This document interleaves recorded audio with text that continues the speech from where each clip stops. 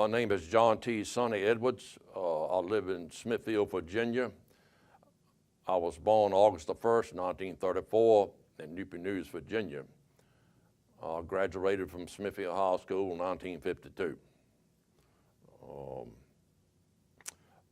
I was on a family farm with my father when I got drafted. And I was called to go to the draft, but being I was in the reserve, I volunteered for the draft and kept my stripes as a sergeant.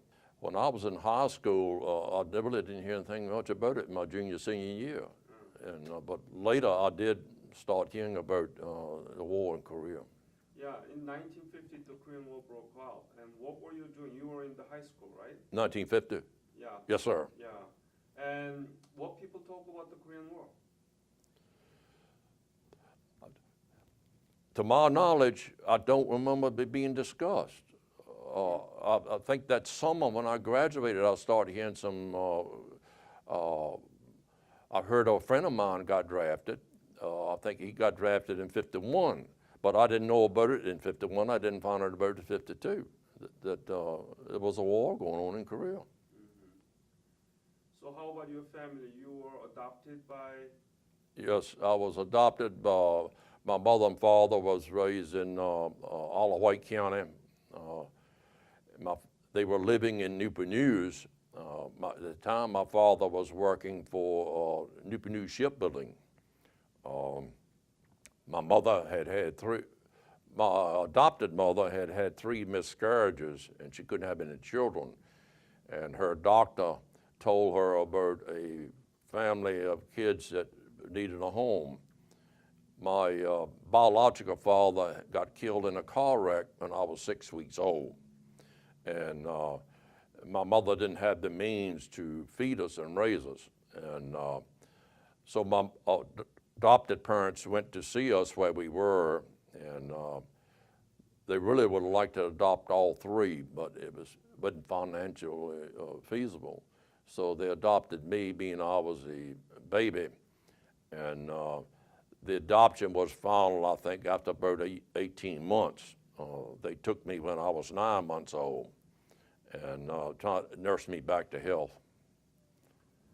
So what were you doing until you were drafted in 1956? My father and I were farming. We had a successful farming operation going on. We worked 3 or 4 farms, and everything was going well. And I had joined the National Guard, I think when I was about 19, because someone said if you, in the reserves, probably they wouldn't draft you if you were farming and going to this training.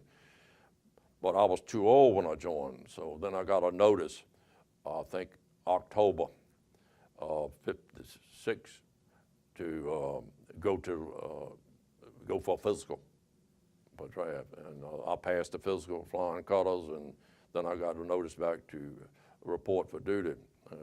I went to Fort Jackson, South Carolina for basic, and then I went to Fort Leonard Wood, Missouri for combat engineer training. Combat engineers, they train how to find mines, how to place mines, how to handle dynamite, how to handle C3. Combat engineers is really an infantry reserve. Things get tight, they call upon the engineers to assist them in that, but their main mission is bridge construction, demolition. So you had enough training from the basic training camp about those? Yes, it was very thorough. I mean, they were strict, and I felt I was well trained. And, how long was that training? 12 weeks. 12 weeks? Yes. Right, so after the 12 weeks, what happened to you? I received orders when I finished up my training in Fort Leonard Wood, Missouri. I received an award as an outstanding trainee. My parents came out to see that. I had a 10-day delay en route, and I came back home from parents for 10 days. And during that 10 days, I hauled fertilizer back to the farm for my father to plant peanuts after I left. And I caught a plane in Norfolk, and I flew to San Francisco. I stayed at Oakland processing depot, I think a couple of days. Then I flew to San Francisco to go fly to Tachikawa, Japan. I stayed at Camp Drake about 2 weeks, and then I was flown to Korea. May the 10th, 57. Yeah. It was a real shock in Korea because the roads really hadn't been paved. There were poor people I could see trying to make a living. I was kind of interested in the farming aspect of it. Had they planted the rice, they'd use oxen to turn the soil. I watched them harvest rice. It was quite a cultural shock. They were friendly people that I did come in contact with. And I was sent to the 3rd Engineer Battalion, the 24th Infantry Division, just below the DMZ. It was a place called Sonny. It's just real close to Sonny. Yeah. And I was 24th Division, 3rd Engineer Battalion is where I was stationed. I was fortunate there that they put me in charge of extending the runway at K-16. And then when I finished up that, we were building a wood bridge, and I can't think of the name of the river, but we built a wooden bridge across this river, my company. And while I was there, they sent me to a non-commissioned officers academy, and I completed that while I was there. And then in October, late October, I was wakened and told that I had to go home. My father was ill. He was near death. My father loved me very much. We had a close bond. And at the time, I didn't realize it when you're younger, but as I got older, I realized it was a very, very close bond. My father didn't have a lot of money, but he had a love for his family and love of God, and he never met a stranger. And we were bonded like two brothers, really, more than like a father and son. And we bought equipment together, we rented farms together, and we just did everything together. We hunted together. I started shooting a gun when I was 6 years old. 6 years old? Yes, sir. Wow. He loved to squirrel hunt, and I had a .22, and of course he wouldn't let me load it until I got ready to shoot. But we hunted squirrels, and I'll never forget those days. I was trained to shoot early. They had a Quonset hut for us to stay in. We had a water tower up on the hill that we could get some water. It was outside a latrine. It was rustic, but at least you had somewhere to sleep, or to elements. We had a lot of rain while I was at a monsoon season was on, and we had a lot of washouts and roads. We'd have normal formation, and we had duties assigned where to go and what to do that day. We were always on alert. Most any time a siren would go off, it was something up on DMZ that didn't look good. We were alerted and we prepared, ready to move out. And fortunately, nothing happened down in that area. It was sad for me to leave my unit to come home. I hate to leave my unit. It was sad for me to go and see my father laying on a bed dying. That was really sad. And I really lost interest in farming after he died. I've told my wife several times, I think I've been put off going back, reported back to active duty. Because I love the military. I like the military. And even though me being drafted had an effect on my father's life, I was honored to serve my country. I was trained to obey discipline. My parents, your parents said don't do something, you didn't do it. My mother was more of a disciplinarian than my father. She was a school teacher, and unfortunately, in my younger years, I was a little trifling, and I didn't put the time in instead of like I should, and it really upset her. It didn't bother my father too much, but it did her. I like the uniform. I like uniforms, close order drill. And loyalties. Yeah, loyalty, country, means a lot. When I see somebody burn our flag, I get my chain is jerked because so many people died to save that flag, and that's why I enjoy the Korean War Veterans Association. My wife can't understand when I go like this. I feel so good because I'm with a band of brothers. And it's hard to explain to someone who's never been in the military. It got about 3 years ago, I got very depressed, and the VA sent me to a psychologist. Well, they come to find out there's some things that I had forgotten that happened 50 years ago. Number one, when we got on the plane at Tachikawa, the C-124, troops were on the top deck and equipment was on the bottom deck. Well, we flew to Tachikawa midnight one night. We lost an engine, and then they thought they were going to continue, and then we lost another engine. So we had to turn around and go back to Tachikawa.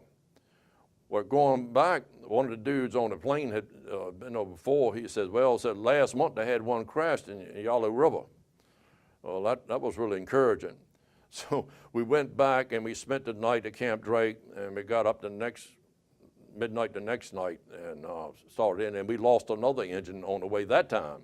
But I didn't realize it had bothered me deep in my mind in the death of my father. And I couldn't explain it. I was having nightmares and everything else. I was in the process then, being I was only child and know what to run this family farm. My mother contacted the state senator about possibility of hardship discharge to not go back to Korea.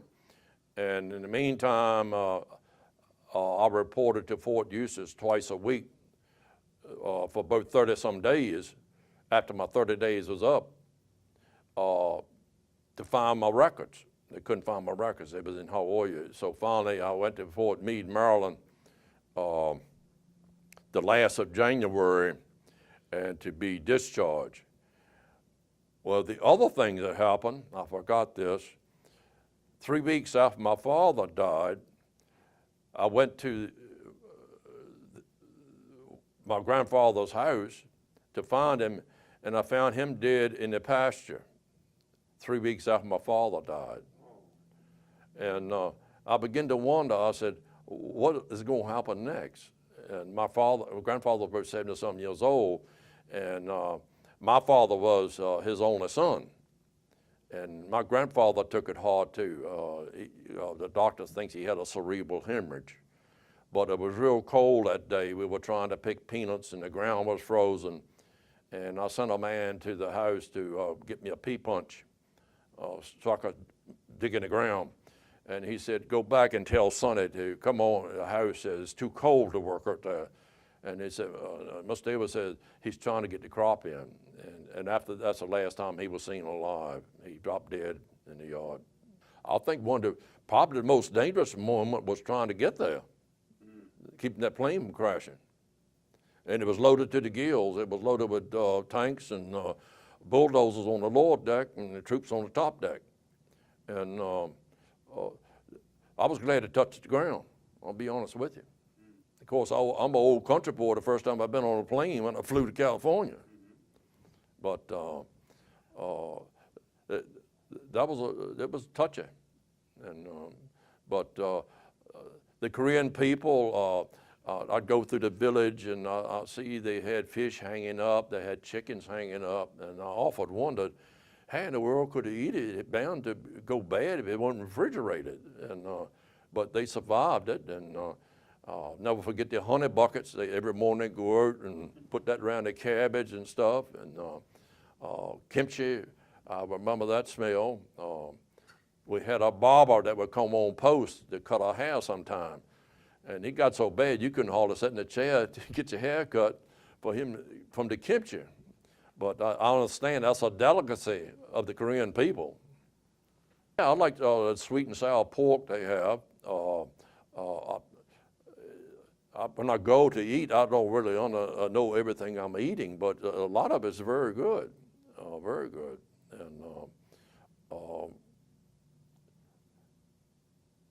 I think we went to the ambassador's residence. I was invited last June to go there, and I was very honored to be there.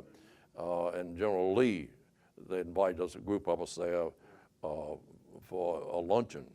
And that was very nice. I like to say this about the Korean people.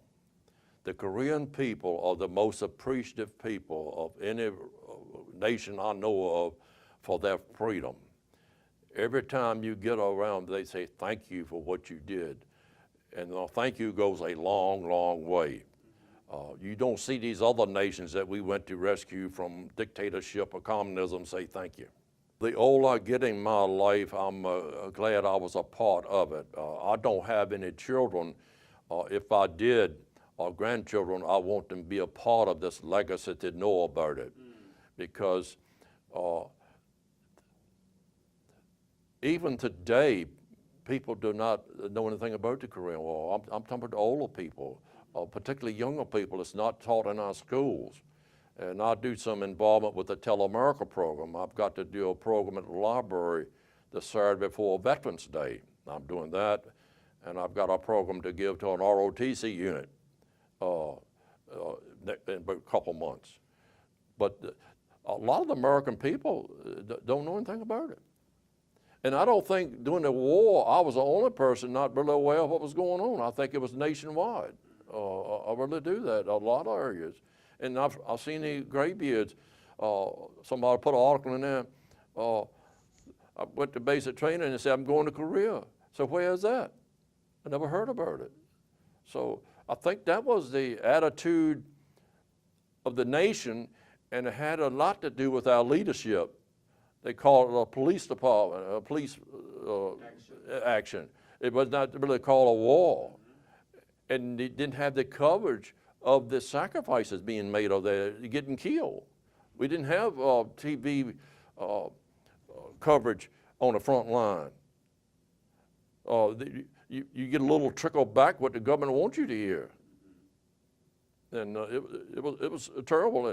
As I said yesterday, when I go to a group and you got Silver Star, Gold Star, Bronze Star, people that fought Pork Chop Hill, Pusan Invasion, Choson Reservoir, had they survived that, I am honored to be in their presence because they made the ultimate sacrifice. And there again, our government put us in that position. They sent us over there not properly trained, didn't have the proper equipment, didn't have the proper clothing. And everybody after World War II, everybody was thinking about World War II, and the guys that served in Korea come back, got married, got a job. Well, it wasn't long after that, Vietnam started. So we were caught between two well-publicized wars, and Korea was never really talked about. And it's unfortunate. What you're doing right now is what's needed to be done about it. Our group, Korean War Veterans Association, needs to be more involved in our schools and civic organizations to tell about this, to show videos, to let American people know. Every time I go make a presentation, I had no idea that was going on with that guy. I didn't know that many people got killed. But it just wasn't talked about, and that, unfortunately, that's the problem. And thank God the Korean people are involved with, we want to tell about the sacrifices made in our country. And I appreciate that. And I think all the guys that served in Korea appreciate it. If we don't recruit, we're going to be a dying organization because of those that served in Korea 50 to 53 are in their 80s. And unfortunately, life expectancy takes its toll. Those that served in Korea, I'm 78 years old, went there at 56, but we've got some that served in the 70s and 80s and 90s. We need to get the message to them and accept them.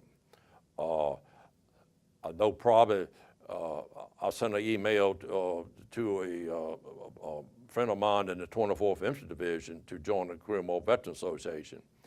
And he said, well, I can't give you a roster 24, but the president have to do that. And he says, oh, by the way, don't ask me to join, because when they start taking in those that served in Korea after 53, I didn't want to be a member. That's the mindset, and that's bad. That's bad. President Ferris, when he ran for office, he says recruiting was his top priority. Well, I thought about it one time today, don't many politicians live up to the promise, and he's doing that. Recruiting is his top priority.